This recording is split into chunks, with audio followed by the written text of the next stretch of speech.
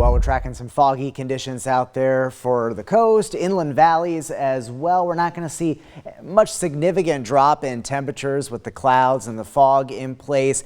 A slight chance of a lingering shower or sprinkle out there, but for the most part, we'll see a break in the action. That'll carry into the start of tomorrow, heading off to work and school. Should be mainly dry, just dealing with that fog. But next storm system off to the south and west. This will spread in rain throughout southern Oregon and northern California as we go through the day tomorrow. In the meantime, tonight down to 43 degrees in Medford, 35 in Klamath Falls. Very foggy for a lot of our inland valleys and along the coast. Tomorrow, gray skies, more rain on the way, and this one will bring some higher precipitation amounts to the region, at least more than what we saw today for most locations. Winds will pick up for the coast. Higher terrain also over on the east side. Snow levels will be pretty high tomorrow, starting out around 7,500 feet. They'll climb to about 9,000 feet into tomorrow evening, but look at how they plummet as we head into the start of Wednesday, down to as low as 4,500 feet or so in southern Oregon. So I do believe we will see some accumulating snow for the Cascades. That'll be late tomorrow night into Wednesday morning. Could be a little bit slippery on some of those higher passes. We'll also tomorrow night see some of the stronger winds with this system. High wind warning in place, eastern Klamath into Lake County, the Summer Lake area. Gusts up to 75 miles per hour will be possible, but it'll be windy throughout the east side. A wind advisory pretty expansive for Klamath and Lake County east of the Cascades, including Klamath Falls.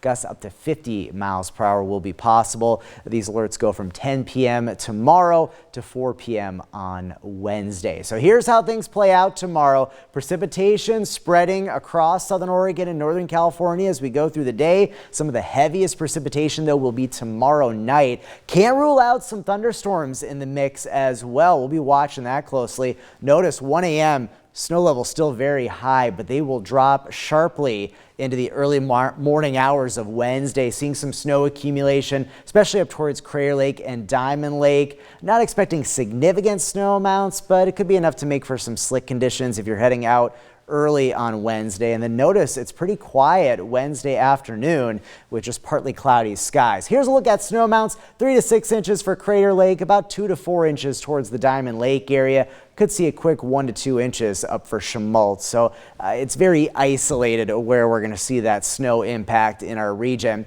And when it comes to rainfall amounts, definitely some healthier totals, pretty expansive areas of a ½ inch to an inch of rain with locally some higher amounts in the region. And then the next system that moves in Thursday into Friday, an atmospheric river packing quite a bit of precipitation. Check out some of these numbers, some of this rain, heaviest to our north, but we could be looking at some pretty high precipitation amounts down into Curry County. We'll be tracking that very closely for you. Your 7-day forecast, more rounds of rain, heaviest for the coast will be Thursday into Friday. Northern California, a soggy and damp stretch of weather, very active through this week. For the east side, strong winds developing tomorrow night. We'll see lowering snow levels tomorrow night, some accumulation up at Crater Lake, also tracking more mountain snow later in the week. We'll be watching snow levels closely.